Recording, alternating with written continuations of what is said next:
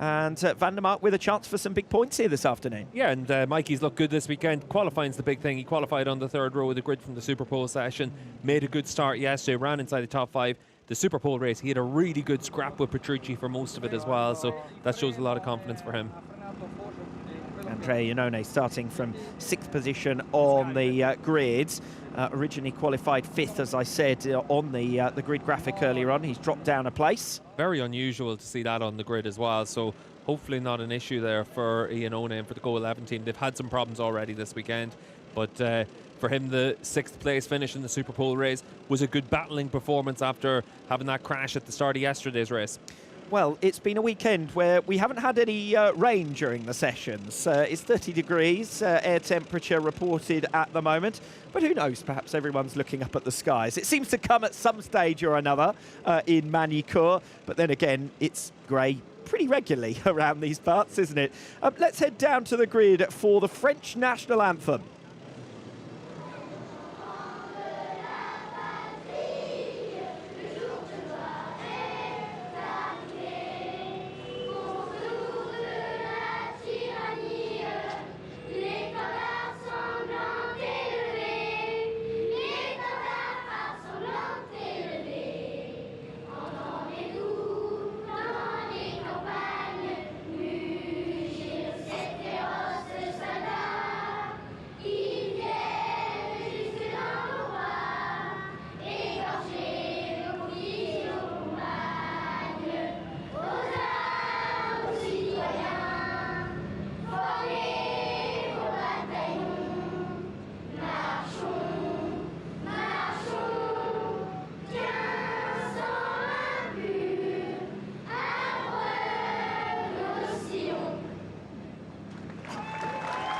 Well, as I said, unusually balmy weather conditions here in Magny-Cours with 30 degrees air temperatures, and soaking up all the sun on the grid is our pit reporter, Dave Gollard. Yes, thanks, Alex. I'm down here with Michael van der Mark. Michael, P5 on the grid. A difficult day yesterday with a couple of falls, but a much better Super Pole race for you. You must be more confident now.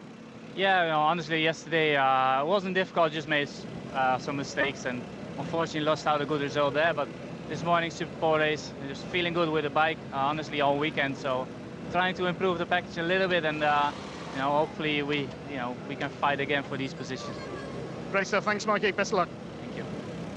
Yeah, Michael van der Mark, 2 spills yesterday, and for some riders that might knock their confidence, but van der Mark's an experienced campaigner and did a great job to take a well-earned 5th position and some solace after what's been a tough campaign for him. Danilo Petrucci will line up on one side of Michael van der Mark from 4th position. That's where he's finished both of our races this weekend so far, from 7th on the grid. Hasn't really had podium pace, but it's been a good damage limitation exercise. If you can't be on the podium, be as near as darn it. And with his championship rivals behind him in the 2 races so far, it's been a good weekend thus far in points terms for Petrucci. This is Jonathan Ray. He's lining up on the 3rd row of the grid, P7 for Ray. He was one of 5 riders caught up in an incident in race 1, all going down at turn 13, but recovered from 13th to 7th earlier on. So 3rd row of the grid for Ray. Alongside him, Axel Bassani and Xavi Vierge.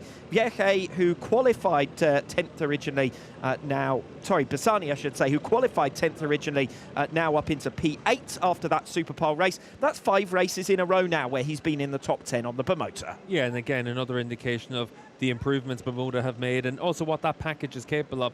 Last year we didn't see anything like that from Bassani on the Kawasaki, so it's been good to see his improvement this year. And completing the 3rd row of the grid, Xavi Vierge. This is Xavi Vierge. 11th position in Super Pole, squeezed into 9th place. Bit of a war of attrition this weekend has been again, just as in Balaton Park, and Vierge collided with Alvaro Bautista in race 1, so no score from that one for him. Yeah, another season where Vierge has been nice and consistent. He's up there 8th in the championship standings, but waiting to see what's going to happen for him and his future. He needs a good result here. Certainly carrying the bulk of the hopes for Honda this weekend in the injury absence of Iker Lecuona. Row 4, Sam Lowes, Jari Montella and Remy Gardner. Sam 9th in the end yesterday, but had run 4th for the vast majority of of race 1 before a crash. Crashes out in the Superpole race earlier on today. So for all the speed and the promise of a third position result in Superpole, he's yet to put big points on the board. Alongside him, Jari Montella. Well, if Sam Lowes was disappointed with how things have panned out from a good grid slot, Jari Montella, who originally qualified in 6th place, did not score points from either of the races from that spot, and now lines up down in P11. Yeah, and certainly for Montella, that cause of the crash in yesterday's race then has a double long lap penalty to take in the Superpole race. So we've seen some speed from him in the Superpole session, but like you said, for Sam Lowes as well, just haven't seen those points at the end of it. And completing the 4th row of the grid will be Remy Gardner, as we see the fans enjoying the grandstands. Decent attendance always. The Superbikes, the highlight of the calendar here in Manicourt. Remy Gardner completing the 4th row of the grid, as I was saying. Originally qualified in 9th, so he's the next to the riders to have dropped positions, with those who have been promoted, Ray, Bassani and Vierke, from outside of the top 9. Gardner was 6th, though, in race 1. A decent performance from him. Just a shame for him that he couldn't hook it up to get into the top 9 this morning. Dominic Egerton was even closer to the top 9 because he was 1 place ahead of Remy Gardner in 10th. And he and Gardner tied on 86 points apiece in the World Championship.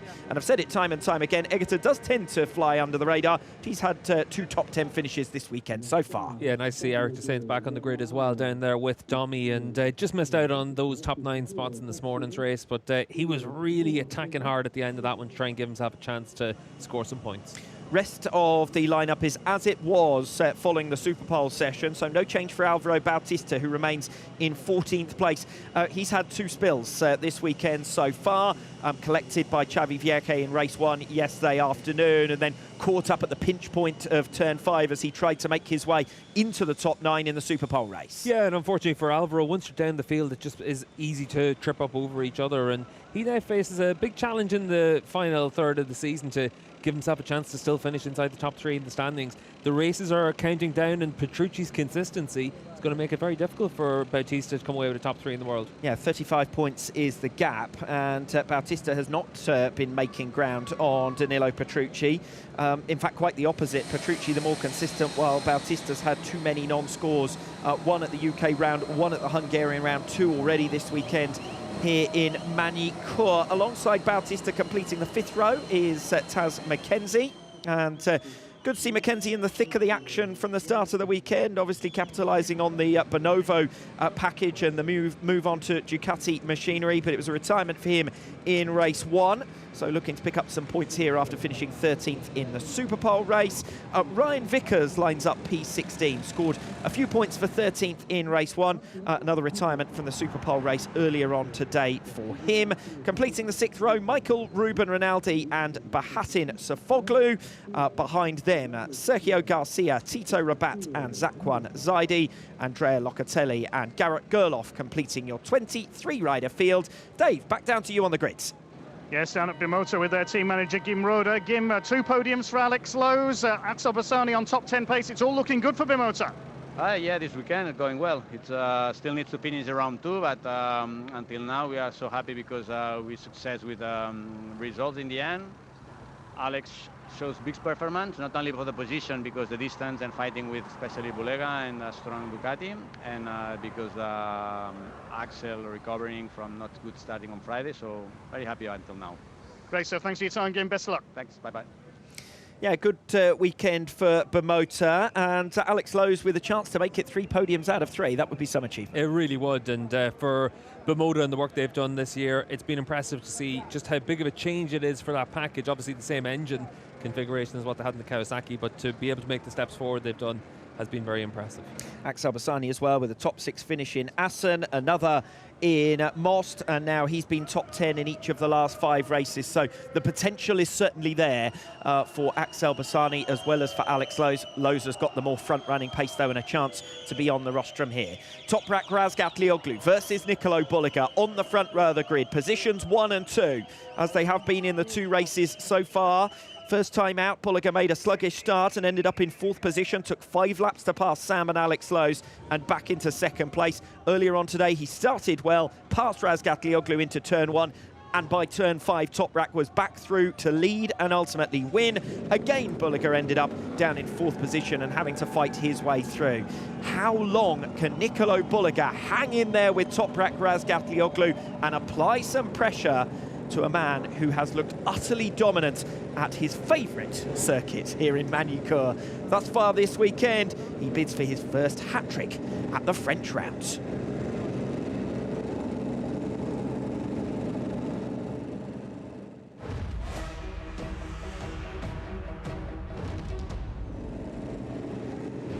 From Cremona onwards, in the last 17 races, Toprak Razgatlioglu and Nicolo Bulliger have finished 1st and 2nd in all but 2 Superpole races in Misano and Balaton Park, where Bulliger failed to score. Toprak on course for a 4th consecutive hat-trick, his first in Manucourt, which would guarantee him at least a 39-point lead. That would leave Nicolo Bulliger needing 9 consecutive wins to be certain of at least a tie on points and to beat him on countback. It's fast becoming mission impossible for Nicolo Bulliger. Alex Raby and Steve English for race 2, the climax of the action at this 2025 French round. And it really is Razgatlioglu's to lose, not only this race, but the championship as well. Yeah, it really is, and we've been able to see it all the way through the summer, just how strong Toprak's form is. He's trying to make it 12 in a row, and going in from this weekend has been one of the places where Toprak has obviously had circled on his calendar after everything that happened to him last year. But as much as anything else, this is where he's had so much success in the past. He wants to give himself that chance to win the hat-trick, and that's the goal for him into each weekend, and he made it clear coming into this week. Just because of what happened last year, this wasn't going to be any different. 2 identical podiums thus far. In fact, 2 identical top 4s. Where could the potential changes, where could the difference in the pecking order be among that lead quartet in race 2 this afternoon? Petrucci from the 2nd row of the grid can finish on the podium, and then we just need to see if anyone else has the pace to come through, because for Van der Mark, it's unlikely that we see him able to make that step forward. If he's able to come away with a top 5 finish in this race and have 2 top 5s today, it's a really good performance. You're looking further down the field to the likes of Sam Lowes, if he's able to put something together as well. He had front row pace in the Superpole session. He's been front running as well throughout the course of the races this weekend. Just needs to avoid those mistakes. He could spring a bit of a surprise, but it's difficult to make the progress in this track if you don't make it on lap 1. You need to overtake and come through the pack right from the start. And we know Alvaro Bautista is going to have top 6 pace, but we don't really have any idea just how good his pace could be, because of the crash in the early stages of both of the 2 races so far this weekend. Yeah, and for Alvaro, unfortunately, we haven't seen much from him over the course of the weekend, but we didn't see much from him in free practice either. He's been in and around that 13th, 14th position all the way through. Locatelli, that we ride on board from the back of the grid, came into the top 5 yesterday. It's going to be tougher today whenever there isn't the attrition like we had in yesterday's race. And as I said previously, that's an opportunity for Danilo Petrucci, who is 3rd in the World Championship standings and comfortably clear of Andrea Locatelli. 23 points the gap, another 12 back to Alvaro Bautista, who hasn't had a podium. Well, he had 2 in Balaton Park, but he hasn't been on the rostrum this weekend so far. Hasn't scored any points this weekend so far, while Petrucci has scored 19. Locatelli has scored 11. So it's starting to stretch out in the battle for bronze as well. But up at the top of the standings, 34 points is the lead for Toprak Razgatlioglu, who's been unbeaten since race 1 in Misano, bidding for a 4th consecutive hat-trick and a 1st here at the French round. Green flag at the back. 21 laps ahead of us. Race 2 of the 2025 French round is underway. Again, not the best of starts from P3 on the grid, this time for Alex Lowes. He moves immediately to defend. He's done so well, but what a rocket ship getaway that is from Jonathan Ray. And he's up into 4th position, powering around the outside of turn 1 to move through on Michael van der Mark. So Andrea Iannone losing out. He's down to 7th position. Ray's got a chance to attack for a podium place as they head down towards the Adelaide hairpin for the first time. He's bar to bar with Michael van der Mark. That's for 4th position. Nicolo Bulliger fending off Alex Lowes. Bulliger's got the inside line and holds on. It's Razgatlioglu who leads them, from Bulliger in 2nd place. Petrucci coming from way back. Jonathan Ray rides around the outside of him on the Yamaha to hold on valiantly for 4th position. That's a great recovery though from Danilo Petrucci, who has ultimately got through on Jonathan Ray. Ray keeping van der Mark behind him. He's down to 6th. Bassani, good progress. He's in 7th. Vierke Iannone and Sam Lowes rounding out your top 10. In fact, Sam looks to have got in front of Andrea Iannone now. further back, Alvaro Bautista making some progress from 14th on the grid. He's up to 12th. Great stuff from Ray in that initial few corners. Still running up inside the top 5, so doing exactly what he has to do is Petrucci comes in through on Lowe's. Petrucci through on Alex Lowe's for 3rd position at the start of the chicane. So this is the best start we've seen, certainly from Danilo Petrucci. Alex Lowe's answering straight back. He's had 2 podiums already, of course, this weekend, looking to make it 3 out of 3 on the BMotor. And you can see for Alex there, he knows track position is the key thing for him. He needs to make sure he's in those 3 positions to try and fight for the podium. He knows Petrucci behind him will always give himself a chance to attack. Petrucci in race 1 only had the pace of the riders around him, frankly. The likes of Andrea Locatelli didn't have the pace to go with Alex Lowe's or Sam Lowe's, but in this one he stepped it up a notch. Let's see what Lowe's does on the run up towards turn 5 on this lap as well, because it was at this stage in yesterday's race he bridged the gap of a few tenths of a second to Toprak. His bike was really good on the fresh tyre. He might well give himself a half a chance to be able to attack Bulega. Razgat Lioglu leads Bulega by a couple of tenths of a second. We ride on board with Nicolo Bulega, looking back at Alex Lowe's on the BMotor. Behind them is Danilo Petrucci. He's in 4th position and under attack again from Jonathan Ray. Ray in turn has got to fend off Michael van der Mark. Goes to the standard racing line and leaves the door half ajar, but Ray manages to hold on. Bit of a bobble for Danilo Petrucci, who is holding up Ray at the moment. And Alex Lowe's did indeed break away from Petrucci, but couldn't quite get through on Nicolo Bulega. Yeah, you can see though the exit of turn 5, Bulega stretches a little bit of a lead over Lowe's. Petrucci also closes back a few bike lengths. And that's just where the BMotor is a little bit vulnerable to the Ducatis. Confident start from Jonathan Ray. Now it remains to be seen whether he can go with Petrucci, who is in front of him at present in 4th, and whether Petrucci can hang on in there for podium pace. There's been a lot of races this year where Ray has had race pace, just hasn't had track position. He's up inside the top 5 now. This is his chance to have a surprise result at the finish of the season. Same top 4 that we have had in each of the 2 races thus far. Razgat Lioglu, Bulega, Alex Lowe's, Danilo Petrucci, but a very different type of race because they're all together for the moment on lap number 2, and Jonathan Ray is up with them as well in 5th position. Alvaro Bautista making another place on this lap so far. He's now up to 11th. Toprak's got the harder front tyre on, and we saw in yesterday's race that meant that at the early stages the other riders were able to be a little bit faster and a little bit more confident, but as the race went on to that quarter point and into the second half of the race, that's whenever he really came into his own. Toprak, fastest lap of the race last time around, only a few hundredths of a second faster than Bulega, but it will be the next few laps that Toprak really starts to build. Jonathan Ray wants through here on Danilo Petrucci for 4th position. Petrucci's had 2 4th places this weekend so far. Jonathan Ray ended up in the gravel trap in race 1, 7th in the Superpole race to gain 6 positions from his grid start. He's made another brilliant start here in race 2. And Petrucci is only just holding him at bay for the moment at least. Yeah, and you can see behind it as well, Van der Mark doing well inside the top 6. Javi Vierge with another strong performance here.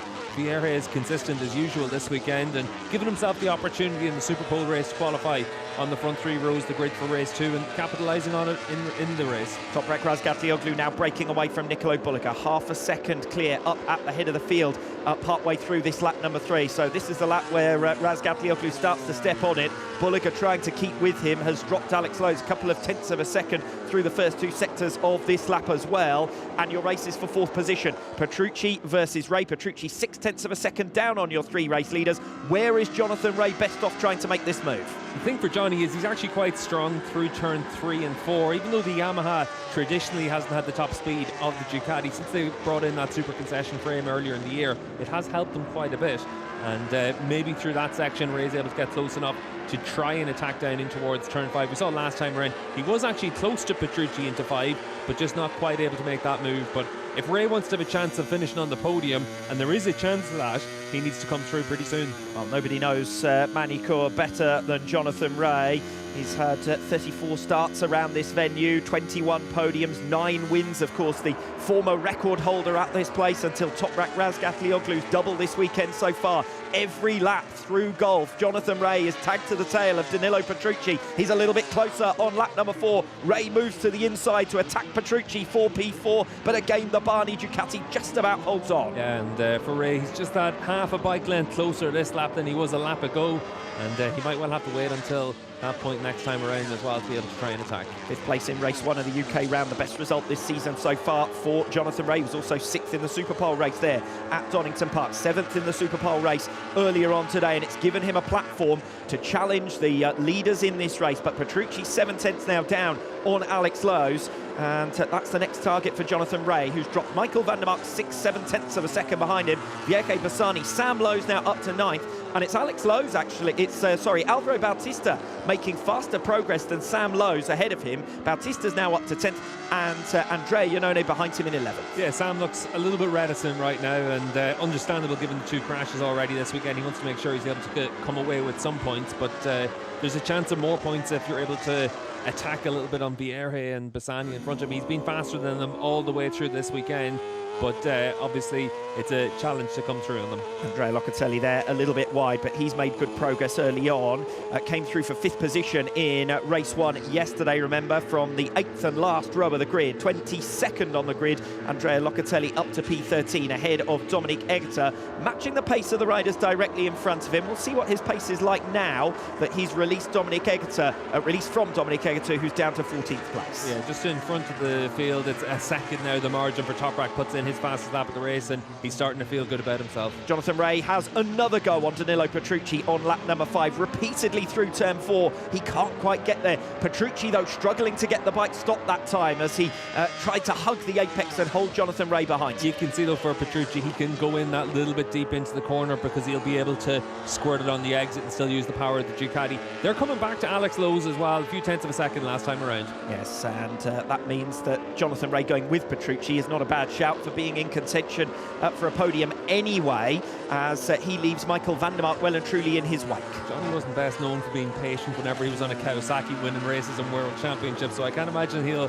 hold back if there's a chance to come through on Petrucci. Just needs to be that extra bike length closer to him on the run into 5. The other problem for Jonathan Rea is Alvaro Bautista gradually making his gains. He's attacking Sam Lowe's. This is for 9th place, less than a tenth of a second between the two of them now. Bautista was 4 tenths behind at the start of this lap.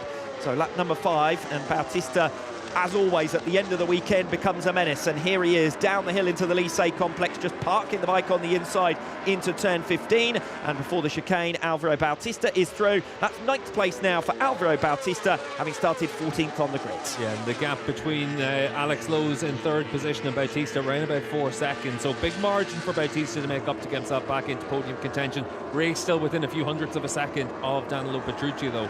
But he's got 16 laps to do it. You could just see a quick flash of Jonathan Rea at the top of the shot there as well as they came through turn 3 and in towards turn 4. Well, we're watching the Barney Ducati that is currently in 15th place, Jari Montella, but the other Barney Ducati, Danilo Petrucci, is trying to fend off Jonathan Rea. That's the pulsating race at the moment for 4th place, with just a tenth of a second between the two of them for the last 2 or 3 laps. Yeah, Petrucci's still holding on to that 4th spot, but for Rea, he's just consistently applying that pressure and making sure that Petrucci's being kept honest. But Danilo finds another tenth of a second on Alex Lowe's as well, and he's bringing himself closer and closer to that podium fight. There's only 6 tenths of a second between those 3 riders fighting it out for the last step of the podium. Alvaro Bautista leading this train in 9th, Sam Lowe's, Andrea Iannone, Remy Gardner, Andrea Locatelli, Dominic Egerter, Garrett Gerloff and Jari Montella outside of the points, all in one long train. But still your fight is for 4th position. Danilo Petrucci versus Jonathan Rea, who is all over the back of him now on lap number 6. There might be an opportunity down the hill and in towards the Lycée complex. Closest Jonathan Rea has been anywhere other than turn 5, but still can't get through. You can see just as they flick through those gears, Petrucci just has that little bit of a margin. Rea just not quite as fast in the straight line as what Petrucci's able to do, but he's closer again on this lap, and again a few hundredths of a second faster than Petrucci last time around. And Petrucci a tenth of a second faster than Alex Lowe's ahead of him too, so there's just half a second now from Jonathan Rea to those podium places. Rea's got to make this move in a way that doesn't cost himself time. That's the key now, because his fight is with Alex Lowe's for the podium as well. Rea's just going to have to bundle his way past Petrucci because he's not quite able to get close enough to him. But it's also where you don't want to wait until the tyre starts to drop if you're Jonathan Rea and you're up against Petrucci, but just not able to get himself close enough to attack Petrucci. But Alex Lowe's looks to be struggling at the start of lap 7. He's lost another 2 tenths of a second in that opening sector. Petrucci now is close to attacking for 3rd, and Jonathan Rea might be the man to pick up the pieces. 4 tenths of a second between the 3 of them on lap 7. Yeah, but when you look at Lowe's pace, he's still within a couple of tenths of a second of his fastest lap of the race, so still impressive consistency from him. Just looks like Petrucci's just got those few hundredths of a second to keep closing up on him. Tough weekend for Sam Lowes, and we've just been informed that he is slowing on the circuit, and in fact the technical flag has now been shown to Sam Lowes. So disappointing end to a tough weekend for him. This is where we saw Jonathan really strong in the last lap to get really close to the number 9 of Petrucci on the run through turn 13. You can see there Petrucci goes a little bit tight on the entry, and that allows Ray to get close to him. But as they exit this corner, you can see for Petrucci just able to edge ever so slightly away from Ray. And this is Sam Lowes, unfortunately retiring from race 2, and the only points he will score will be for 9th place in race 1. We return to Danilo Petrucci, who is in front now of Alex Lowes for 3rd position as we come on to lap number 8. So Petrucci has leapfrogged Alex Lowes, and Jonathan Ray needs to go after Petrucci now by picking off Lowes as well. Yeah, and he needs to come through into turn 5. You can see in this part of the track, Lowes is good. He's able to close up onto the back of Petrucci. Last time around, it was in the final sector, Lowes lost half a second, so you imagine into turn 15, just as we cut away, that's when Petrucci was able to take advantage of a mistake for Lowes. Well, this is what happened. Alex Lowes just running wide on the exit of turn 15, and Alex Lowes has gone in deep, trying to get back on terms with Petrucci, and Jonathan Ray now comes through for 4th position, and Alex Lowes in just about half a lap has gone from 3rd to 5th. Yeah, in the space of a couple of kilometres, Lowes with 2 corners where he runs in a bit deep. That looked like he actually just ran into the corner quite well, but for Petrucci, maybe a little bit slower than Lowes was expecting. Had to take a bit of avoiding action there, but Jonathan Ray up into P4, and he needs to keep that pressure on Danilo Petrucci now. 3 riders then still covered by just 0.4 of a second. Jonathan Ray has got to latch back onto the tail of Danilo Petrucci, but there is a chance for a podium here at the end of the weekend in Magny-Cours, and what a story that would be for Jonathan Ray. It would be only his 2nd for Yamaha. It's been such a tough spell for him that he's ended up announcing his retirement from full-time racing. But the way this one's going is much more like what we were hoping for when Ray made the move to Yamaha. And exactly what we want to see from Ray, just where he's combative, competitive, and trying to make himself a bit of a podium threat in that Yamaha. We know that obviously Top Rack in the form he's in is always going to be hard to take race wins off. Budig has been able to show himself as that 2nd place rider for much of the last couple of years, but the fight for the podium spots, they've always been good over the last few years. Nice to be able to see Ray in the mix, but more than anything, you've got a Ducati, a Yamaha, a Bimota, 3 different bikes, all making their lap times in different ways and trying to find ways through in each other. And keep an eye as well as they make their way through. This is where Lowes is very strong in the 22 bike. It will set him up to get closer and closer into turn 5.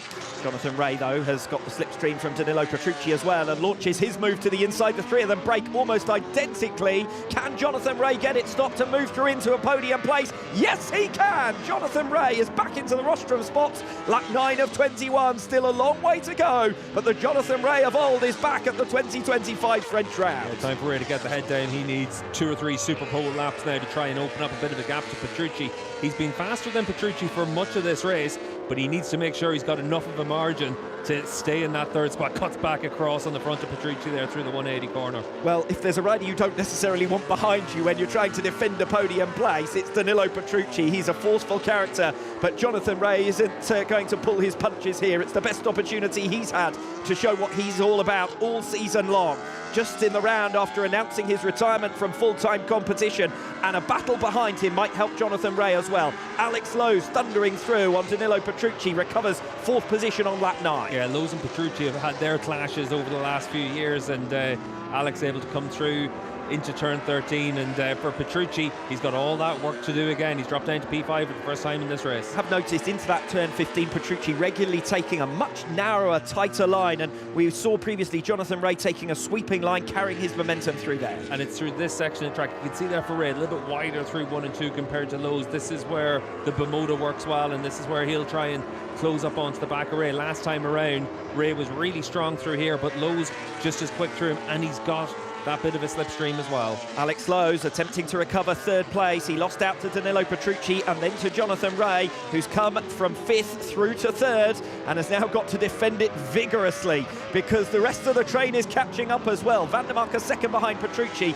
Vierke and then Alvaro Bautista is now only 2.2 behind this group. Asked Alex earlier in the weekend, what was it that made Ray so special when they were teammates? He said it was the ability for Ray to find something extra when it went into race conditions. Ray's done that again in this one, and holding on to that podium spot, but Lowe's looks like he's got a little bit more performance underneath him on the Bermuda compared to the Yamaha rider, but Ray's got that track position. Just to be able to see Jonathan Ray racing, frankly, is impressive and enjoyable at this stage, because it's not generally been the case, but he's right in as a podium threat here. Alex Lowe's all over the back of him going into turn 13, but Jonathan Ray just about breaking deep enough to hold on again. Yeah, and for Petrucci there at the back of this group, he's just losing that little bit of ground right now as well. We'll see what the lap times are when they come across the line, but just losing the 10th of a second in this lap.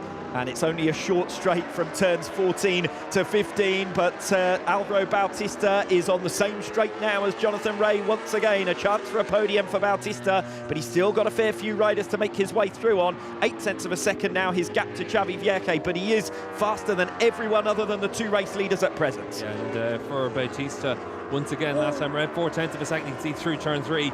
Once again, Lowe's able to hold that tighter line through there. Jonathan Ray then has got to try to respond to the inside in towards turn 5. Alex Lowe's has picked his pocket, caught him by surprise. Perhaps Jonathan Ray, though, has got the run. He moves to the inside of the Bermuda, and now they go side by side. The right leg dangling for Alex Lowe's, and Jonathan Ray quite happy to chop it off and move through once again into third position. Yeah, and good riding and good battling from both those riders. Tons of respect between each other, but they're not giving an inch out there. And Van der Mark is cutting the gap dramatically now. The pace isn't good at the moment, 3rd, 4th, 5th positions. And Alex Lowe's wants to wrestle through on Jonathan Ray, through on the inside of the 180 hairpin. You don't see too many moves like that through there. That's a good one from Alex Lowe's. Can Ray now respond into the chicane? Is he close enough? He is close enough.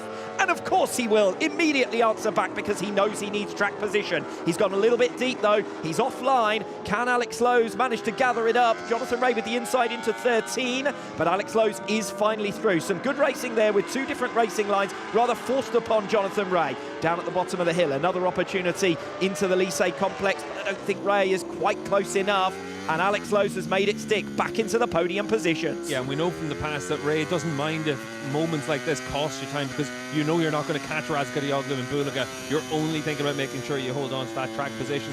When they came across the line that time around, a 37.5 for Lowe's, a 38.0 for Ray. That's, like you said, Van der Mark now suddenly coming back into play. Vierge is back into play. Bautista's there as well. So we could well have a 5-rider group fighting for that last step of the podium. We did just mention two riders that we haven't talked about for quite some time. Toprak Razgatlioglu, 4.5 seconds in front of Nicolo Bulaga. 4.3 the gap behind him to Alex Lowe's. I think that will do on that one. We're back to the racing. Michael van der Mark to the inside of Danilo Petrucci. And Van der Mark has closed the gap that was over a second. He's through for 5th place, and there's a chance for a podium here for Van der Mark as well, at the venue where he took his last race victory, of course, race 1 of the French round a year ago. Yeah, Petrucci's been mugged a couple of times now in this race, and not like Danilo to lose out in so many of these fights, so just struggling a little bit with the Barney Ducati maybe, but Van der Mark doing a good job on his machine to be able to come through like that, and we'll see if he's been able to hold off the Barney bike. He has been able to do it through the 180 corner. Good riding from Van der Mark. So Van der Mark through into 5th position, and remember, Van der Mark was able to take 5th place in the Superpole race earlier on today, but the key here is that Van der Mark's pace is actually bringing him in. He's closing down the riders in front of him, so he's making progress. 8/10 of a second still his gap to the podium places at present. Yeah, for Van der Mark, 37.1 last time around. It was only Toprak that was faster than him, so it shows just how impressive his pace was last time, and that the BMW is able to work really well around this track, obviously, for both riders. Van der Mark, top 5 when he crashed out of race 1, top 5 in the Superpole race, running up there in 5th position now, so this is where he wants to be. Closing down Jonathan Ray further still in that final sector of lap number 12. Ray becoming a little bit detached now from Alex Lowe's. 0.3 of a second is the margin to 3rd place. Yeah, just looking at the times, well, Toprak 36.7 last time around, a second a lap slower Bulaga. 2 really slow laps in a row from Bulaga. Yesterday he complained about grip front and rear, and it looks like he's having problems again in this one. obviously he's got a comfortable margin, 3.5 seconds in front of this battle. Jonathan Rea already under pressure from Michael van der Mark. The gap this time last lap around was 0.6 of a second. It's now down to just 1/10 of a second as they make their way through the Adelaide hairpin. That's the gap to Nicolo Bulliger for Alex Lowe's. 4 seconds just under at the moment. But the key is what's going on behind Alex Lowe's. Jonathan Rea, Michael van der Mark, Danilo Petrucci, Xavi Vierque, Alvaro Bautista. And there are 5 riders there covered by less than 2 seconds, and Alex Lowe's only 0.3 of a second ahead of them. Nice big group going on here. Yeah, good group, and it will be 6 riders once Bautista is at the back of it now as well, and he's pulled back another few tenths of a second this lap on Vierque. He has, but he's closed on Vierque before without being able to get through. Vierque's running a decent race here in 7th. Petrucci just doesn't look like he's got the pace to be able to close up on them as well. He's bottling up Vierque at this stage as well. Yeah, I said that at the top of the programme, didn't I? That Petrucci said he'd struggled in race 1 with front-end feeling, that the weekend had rather been sort of damage limitation. While he's ahead of Bautista and ahead of Locatelli, actually that works well for him in the context of the championship. But it's not been a great weekend. It's been great in results terms with 2 4th places, but he hasn't had a huge amount of pace throughout the weekend, Petrucci. Yeah, he's been able to take advantage of the attrition yesterday, but for Petrucci now it's about trying to make sure he's able to hold on to as many points as possible. Locatelli is in 10th position. That's his rival for 3rd in the World Championship. A lap ago, Michael van der Mark made up 0.3 of a second on Jonathan Rea in the opening sector. He's within 0.3 of a second of Jonathan Rea here on lap 14, and the pair are nose to tail as Rea, having already dropped out of the podium positions, now tries to fend off van der Mark for 4th. Van der Mark will go around the outside. Behind them, Alvaro Bautista is going to pass Xavi Vierque and Danilo Petrucci in one move. That's the site of his earlier crash, of course, in the Superpole race. So Bautista getting back into podium contention, up into 6th. He's got the pair, Rea and van der Mark, scrapping ahead of him, but crucially he's cleared Petrucci, who is struggling for speed at this stage of the race, and now drops behind Xavi Vierque as well, and down to 8th, Danilo Petrucci on the Barney Ducati. Yeah, and if you're Bautista, you know there's a chance of a podium. If you're Xavi Vierque, you know there's also the chance of being able to spring a bit of a surprise here, so he couldn't afford to sit behind Danilo Petrucci. Good move there from the 97. So Jonathan Rea has now dropped to 2nd behind Alex Lowe's, and he's struggling to hold on for 4th position. In fact, he's not going to hold on for 4th position because Michael van der Mark comes through to take it at turn 13. And van der Mark, who was a winner here last year, remember, coming through on a multi-time Magny-Cours winner, Jonathan Rea. And now an old rivalry is about to be resumed, this time for 5th position between Jonathan Rea and Alvaro Bautista. Yeah, Rea just starting to struggle now at this stage compared to the riders around him, but great effort to be able to try and challenge for that podium spot.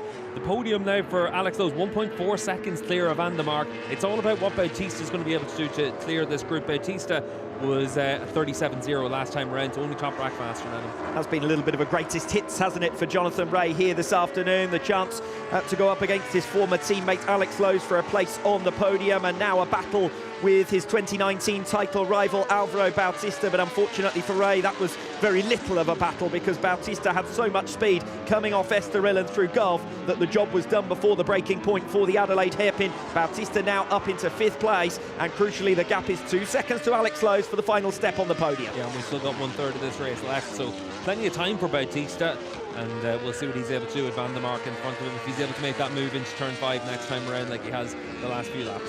Jonathan Rea's just got to hang on in there for as long as possible. 6th place would still be a good result for him.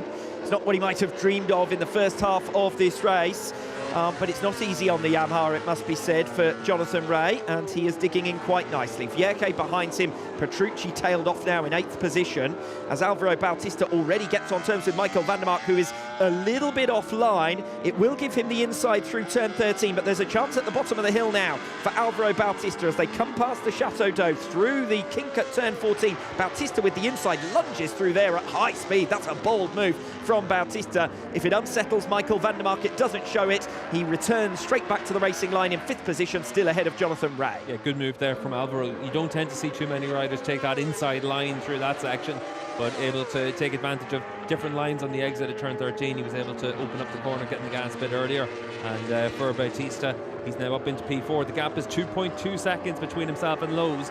And last time around with all that battling, lost a few tenths of a second. Done really well though, Alvaro Bautista, hasn't he, to get through on Petrucci and Vierke into turn 5. Didn't cost himself any time, jumped straight through on both of them.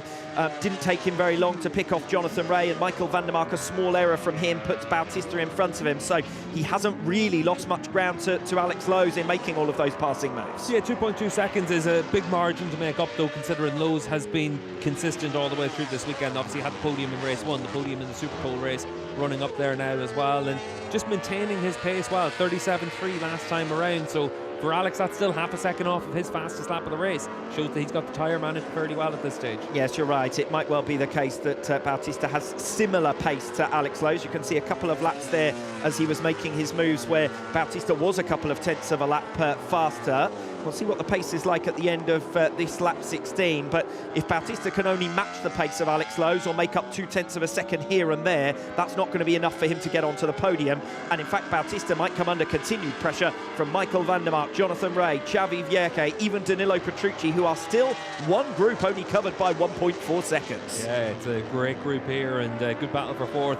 The gap to Lowe's, it stretched out by 3/10 of a second in the middle of that lap, so we'll see what it is when they come across line. It was 2.4 seconds in the middle of the lap, and it's 2.7 seconds now. So van der Mark applying the pressure on Bautista, probably distracting Alvaro a little bit. He's having to be a bit defensive, and that's given Lowe's the opportunity now with 5 laps to go. Yeah, it's time to dig into the trenches for our 5-way battle for 4th position, because it doesn't look as though they're going to get to the podium trio. Bautista, van der Mark and Rea.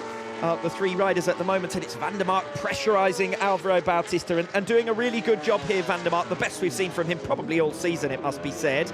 He gets alongside Bautista, who's got his right knee out but can't stop van der Mark from coming through.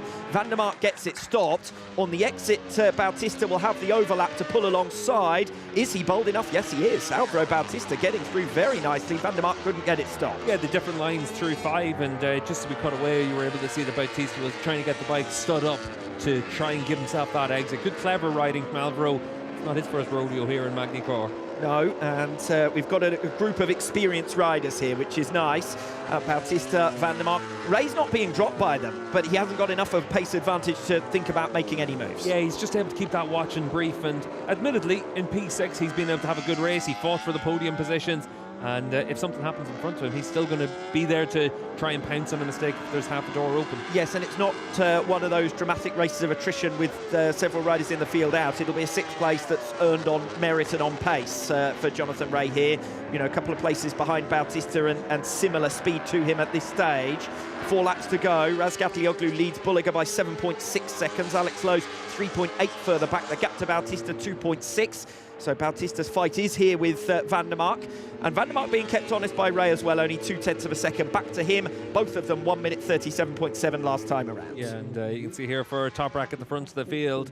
And a lonely race for Razgatlioglu. It's been a lonely weekend, really. After 2 or 3 laps in each race, he's been able to stretch his legs and open up a big margin over the rest of the field. And 7.5 seconds in this one. That was over 8 seconds in yesterday's opening race of the weekend. And this is where Razgatlioglu doesn't tend to ease up on it as well. He just tends to keep pressing and running his lines, running his times, and open up a big margin. Razgatlioglu, Bulliger, Lowe's. Then is the fight. Bautista all the way to Petrucci, still covered by 2 seconds.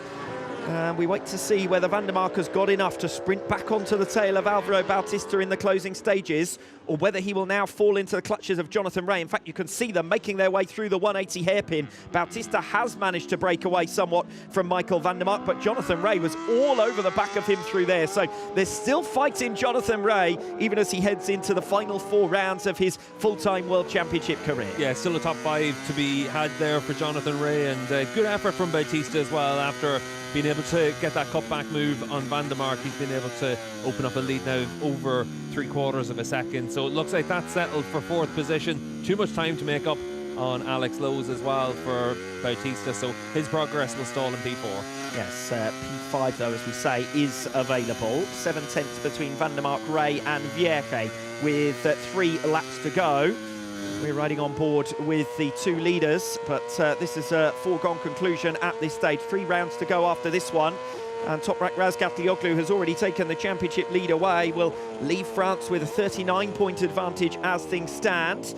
Bulliger could still keep the championship under his own control with 9 consecutive wins, but that's a tall order to say the least. And increasingly, it looks as though BMW could be thinking about the manufacturer's world title this season. Quick check as they come through the latest timekeeping point again on that race further back. Van der Mark 5th, 4 tenths now the gap to Jonathan Ray. So it doesn't look as though Ray's got quite enough. He was a tenth slower than Michael van der Mark last lap around. Yeah, just all settling down now in that second group to see what they're able to do. But great performance by Ray to come away with the top 6 finish potentially. And Van der Mark recovering well after a really tough summer to have 2 top 5 finishes over the course of the Super Pole race and race 2. Ray makes back a 10th in Sector 2. He won't give in.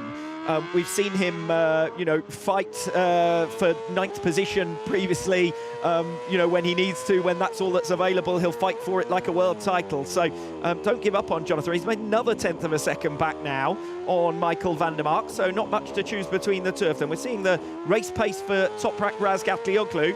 Certainly been impressive to say the least. Several consecutive laps, all in the 1:36's. Fastest lap of the race set on lap 4. Pace beginning to drop off now that the race is well and truly under control. 8 seconds is the margin here to Nicolo Bulliger. 4 seconds back to Alex Lowe's, 2 seconds back to Alvaro Bautista. And Van der Mark still with Ray all over the back of him, 2 tenths of a second between them. That's the fight for the last 2 laps. Ray's done well to be able to give himself that chance to still be close enough to Van der Mark to maybe try and attack in the next lap and a half. We'll see if he's able to get close enough down in towards turn 5. That's where Van der Mark has been strong on the brakes as well, so Ray might need to spring a bit of a surprise on him. But Sector 3 last time around, so the run through 6 and 7 down in towards the 180 corner and then up towards the Imola chicane, that's where he's been good. And we'll see if he's able to have a good run from this point on to the end of the lap to bring himself closer to Van der Mark. We have seen Ray bullishly in years gone by make moves down the inside of the Imola chicane, just give your rival no chance, no opportunity to defend, but he's got to be a bit closer still than he is at the moment. Yeah, and just that probably 10th of a second further back than he wants to be right now. And obviously for Ray, it's still a really good performance and a really encouraging sign for him and for Yamaha going into the final 3 rounds of the year, but he'll want that little bit more whenever he's been in that fight and ran in those podium positions. Gap's the closest it's been for 3 laps now between them. Ray's got it down to a 10th of a second halfway through lap 20. That 3rd sector, he is really strong through there, and that will set up a move down in towards turn 13 on the last lap. But the run through Estoril looks like where Van der Mark is actually quite good to be able to give himself that extra bike length on the run up towards turn 5. Well, Razgatlioglu riding at a canter. His teammate Michael van der Mark needs eyes in the back of his head for the next 4 kilometres because he's got the greatest of all time, no less, right on his tail. Jonathan Ray, 6-time world champion in what he expects to be his final season as a full-time rider. And both Van der Mark and Ray actually showing what they can do in World SBK. It's nice to see a couple of our veterans going at it on the final lap here. Yeah, and you can see through this part of the track for Van der Mark, probably a bit too far in front now of Ray through this section to be attacked into turn 5, but it's from turn 5 on to turn 13. That's where Ray's strong. He pulled in 2 tenths of a second last time around. We'll see if he can do something similar on this lap. He's going to have to do it. Yeah, the gap's up to half a second now on the final lap. Van der Mark struggling to get the bike stop there for turn 5.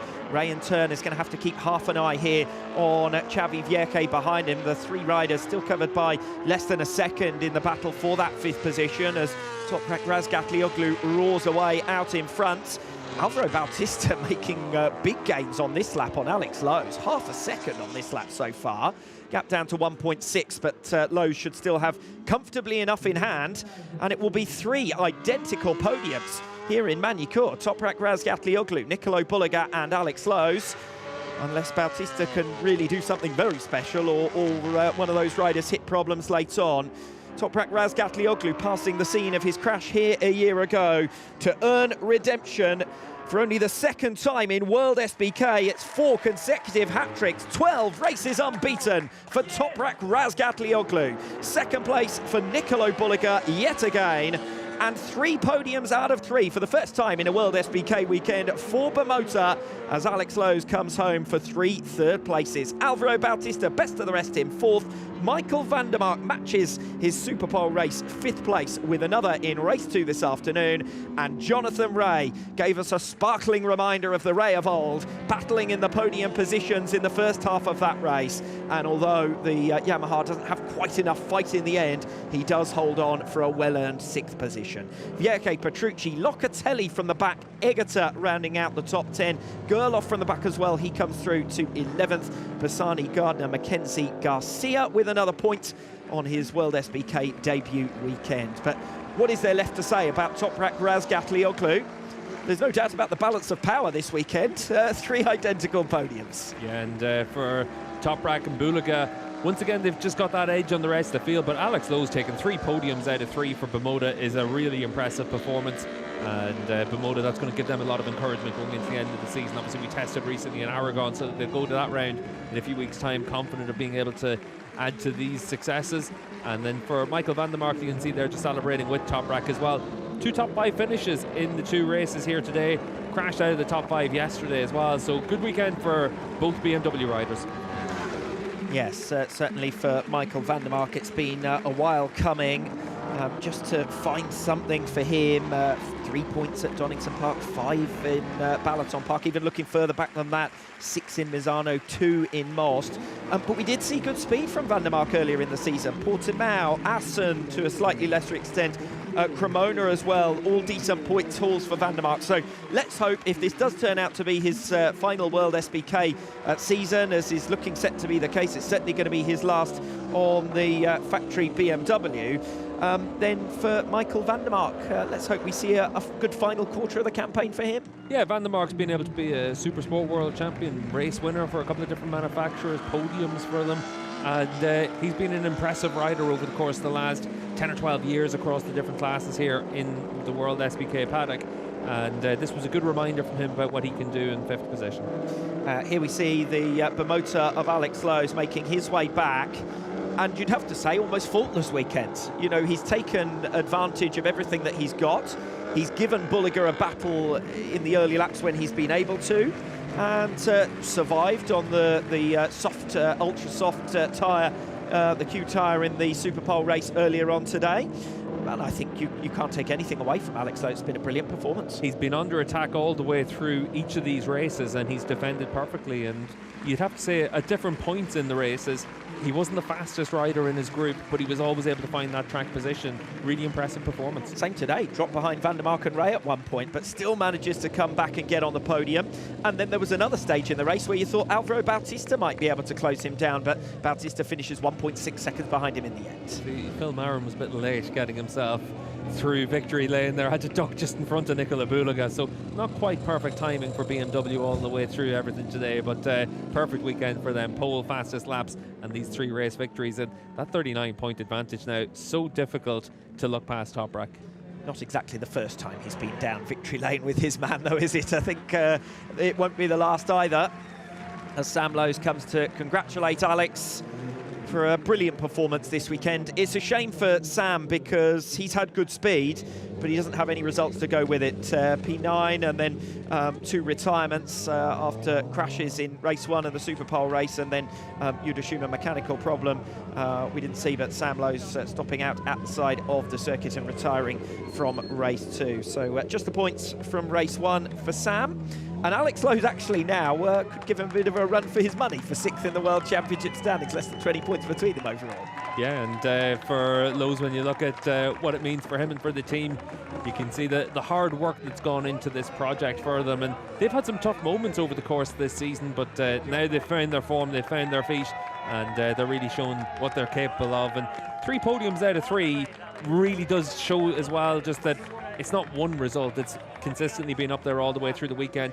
And it showed as well the importance of that Superpole performance. Lowe's has talked a lot about it this season, that if he qualifies well, he has a chance to have those good results. If you qualify down the order, it's so difficult to recover. Bautista showed that as well today with no points from the first 2 races of the weekend, and then finally able to come through to claim a top 5 finish. But it's difficult to make that progress in the field. Yeah, the good news for Bautista is that Petrucci ends up down in 8th, Locatelli down in 9th, so Bautista does at least make something back, but 30 points is a big margin in 3 rounds against a rider who is so regularly in the top 5 positions generally as Petrucci. This afternoon was a rare exception for him down in 8th place. Yeah, and certainly for Danilo, it's been a relatively tough weekend, even with those 2 top 5 finishes in the first 2 races of the weekend. He spoke about the fact that he didn't feel that comfortable and confident on the bike. But on those kind of days, those kind of weekends, if you're able to come away with 4.48, you've been able to extend your advantage over Locatelli, extend your advantage over Bautista, and consolidate that position as the leading independent rider and 3rd in the World Championship. And you always say it's about the job you do on your worst weekends. And actually, this was a weekend where Petrucci didn't have a lot of pace, and race 2 proved that down in 8th position. Yeah, exactly. And for Danilo, we're used to seeing him as aggressive and combative as anyone else, but wasn't quite like that during the course of this race. He got mugged a few times.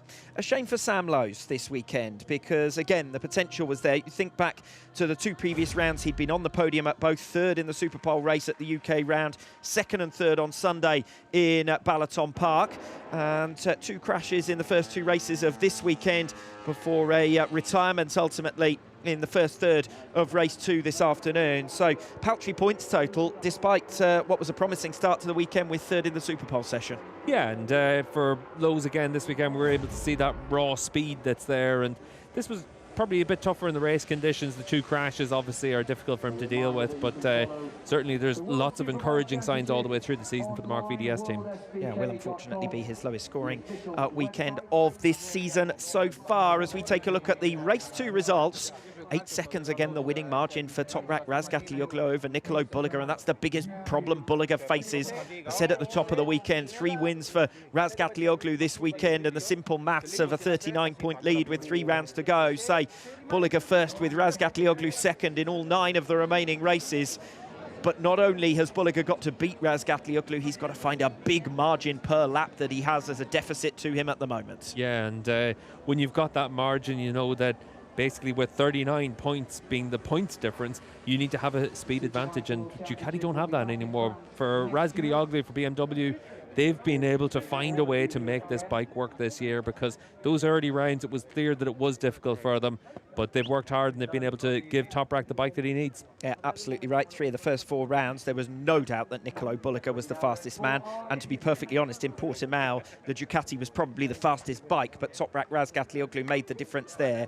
I said it at the start of this weekend, I suspect you'll be able to break this season down into the 3 parts. The first 4 rounds of the season where the BMW struggled.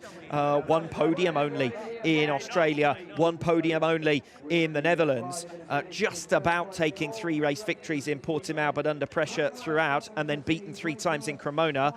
The run then to the summer break unbeaten for Razgatlioglu, and he'll be hoping that the final third is going to go unbeaten as well. He's heading towards his own record for consecutive race victories, and takes his first hat-trick here in Manicourt as well. Danilo Petrucci, top independent, 8th position for him. Not the best of afternoons in the end, but still a net points gain over the course of the weekend over Andrea Locatelli and Alvaro Bautista, who both had a disappointing start to the weekend in the Superpole session. Let's hear now from your 1, 2 and 3. Well, it's the same 3 we've heard from in each of the 2 races so far.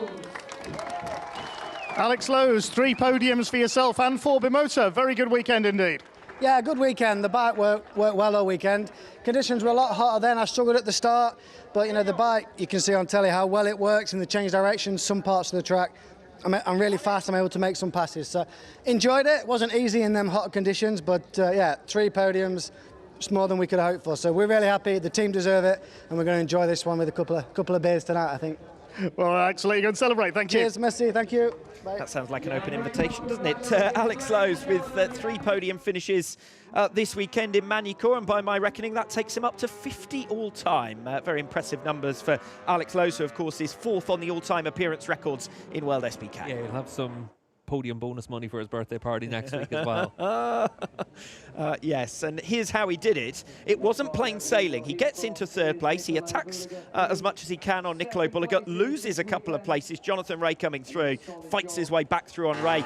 And then with Ray beginning to tumble back, that's where Lowe's was able to make his break and build a buffer. Yeah, and for Lowe's, once he was able to open up that bit of a margin, his consistency this weekend has been such that it was going to be quite difficult to close it down. And even in those closing laps, to be lapping within 6 or 7 tenths of a second of his fastest lap of the race showed how good of a job he did to manage that tyre. Second place once again to Nicolo Bulliger. 3 second places this weekend, the same as in Portimao, the same as in Donington Park. He now trails by 39 points in the World Championship overall. Nicolo Bulliger, 3 second places for you this weekend. A hard chasing weekend, but the chase is still on for that world title. Yeah, very hard weekend. I take some points, not too much, but better than nothing. And nothing. We will try to improve for the next race. Try to be closer to Toprak. Thanks, Nicolo. 3 points lost in Moss, 22 points lost in Misano, 13 points lost in Donington, 22 lost in Balaton Park, 13 lost in Magny-Cours. It makes for grim reading for Bulliger. Yeah, it really does. And unfortunately for Bulliger, as you could hear there as well, the sense of disappointment is very clear. And Nico wears his heart in his sleeve. It's very easy to know what cards he has, and you can see that sense of disappointment. Yeah, across the line for second place, of course, in race 2. But as I say, for me, it's not the defeat, it's the margin of the defeat that will be the reason for his despondency. Yeah, and that's the thing for Bulliger. Earlier in the season or at different times in the season, when you're able to fight with Razgatlioglu, you at least feel good about where you're at. This weekend he's been nowhere near me. He hasn't been able to lay love on Razgatlioglu, and even though in the Super Pole race he led it momentarily, it never really looked like he was going to be able to keep Toprak at bay, and Toprak attacked straight away. And once we're 2 or 3 laps into each of the races here with that harder front tyre, Razgatlioglu, once he felt comfortable, was just able to just grind out his pace and just open up that gap. Well, for the second time in his career, Toprak Razgatlioglu manages 4 consecutive race weekends unbeaten, and this is his first hat-trick at what might well be his final visit to Magny-Cours. Toprak Razgatlioglu, Super Pole, 3 wins, a perfect weekend for you here in Magny-Cours.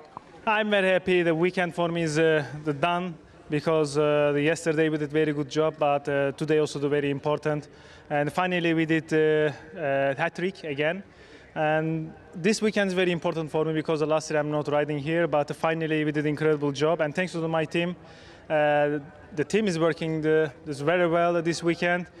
Every session again we are improved the bike, but you know, every session also we are improved and getting more faster. And race 2 also for me is very difficult, I think, for all riders, because less grip than the yesterday. But I'm just keep to my rhythm. We did a very good job, and thank you very much for everyone. Well done, hat-trick Toprak, thank you. Yes, Toprak Razgatlioglu, yet another unbeaten record, yet another 62-point score. And I must admit, after race 2 in Most, where Razgatlioglu was beaten at one of his favourite circuits by Nicolo Bulliger, I thought it was going to be tough for Razgatlioglu to come back at Bulliger and take this title. Boy, has he proven me wrong. Unbeaten since then. Yeah, and for Toprak, I think at the start of the season there was that question mark about how he was going to be able to get himself back on form, and he's been able to answer all of those questions, and this season is probably just as dominant as what we saw last year before the crash here at Magny-Cours. And he moves over to the right-hand side of the circuit, next to the barrier that he hit so dramatically a year ago, and Toprak Razgatlioglu celebrates next to the site of one of his greatest disappointments in the championship here just 12 months ago. Yeah, and for Toprak, important to be able to do that as well. He wants to obviously move past everything that happened to him here last year, and he's able to do that with a successful weekend. And 12 in a row means we're going to go to Aragon, a place where Bulliger was very strong last year as well. Don't forget that Razgatlioglu will be out to try and make it that record-breaking run of keeping these hat-tricks going. Mentioned earlier on that Toprak was on the verge of claiming the Pirelli Best Lap Award. That job is now done as well. And as you saw previously, 50 race victories now on the board for BMW, 36 of them for Toprak Razgatlioglu. The manufacturer had almost no success before the arrival of Razgatlioglu, and the tough task for them now is to make sure that they can still have some success when he goes. Yeah, Toprak's going to give them the chance to win the Manufacturers' Championship this year as well, and given how the season looked after those first 3 or 4 rounds, it's a really impressive turnaround from the manufacturer as well, because they've had to develop that bike and that package around what Toprak needs, and they've done that. And that's where also one of the big question marks for Razgatlioglu is whether or not Phil Marin goes with him to MotoGP next year. It looks like it won't happen, and you'd have to say, when you look at what they've been able to do this year to turn things around, it's a big mistake from Yamaha not to bring Phil with them.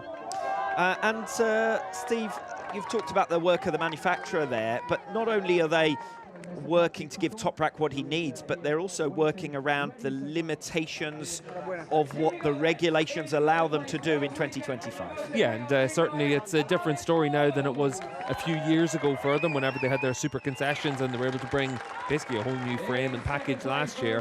Now they're with the standard bike, and it took them a long time to be able to figure out how to put that into the right window for Razgatlioglu. And once you're able to give him something that makes him feel good, he's obviously able to perform like this, and super impressive from BMW to have figured that out, because we only have a 12-round season. You don't have big portions of the year where you're able to go out and do unlimited testing like you used to do in the past. Now, for BMW, as the reigning world champions, they had their testing limited, and they had to just find solutions at the rounds, really, for Razgatlioglu. Yeah, and it's not just Toprak that's benefited, because this weekend Michael van der Mark's had good performances, top 5 runner really throughout.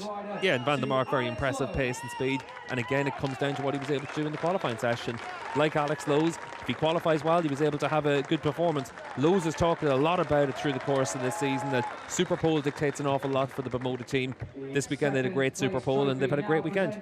Let's go through your podium trio and the numbers on the podium then. Alex Lowes with 3rd position. I make that podium number 50 for him. And 9 here in Magny-Cours. Had 12 podiums last season. He's now on 4 on the new Bimota package. That is some achievement for Bimota to have had 3 podium finishes in a single weekend.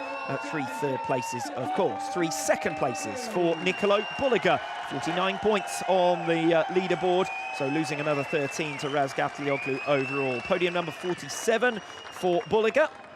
And the 23rd of this 2025 campaign for him, and also for Toprak Razgatlioglu. But the numbers are very impressive for Toprak. His 20th start in Magny-Cours there, and his 11th victory at this circuit, his 13th podium all told at the French rounds. And as for this season, the 23 podiums, and of course the 18 victories, with which he matches the 18 wins he managed last year.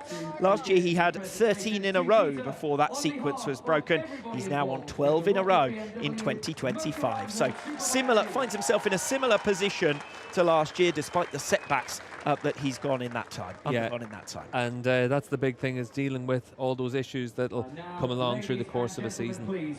Time to hear the national anthem for your race winner, Toprak Razgatlioglu. Of Turkey.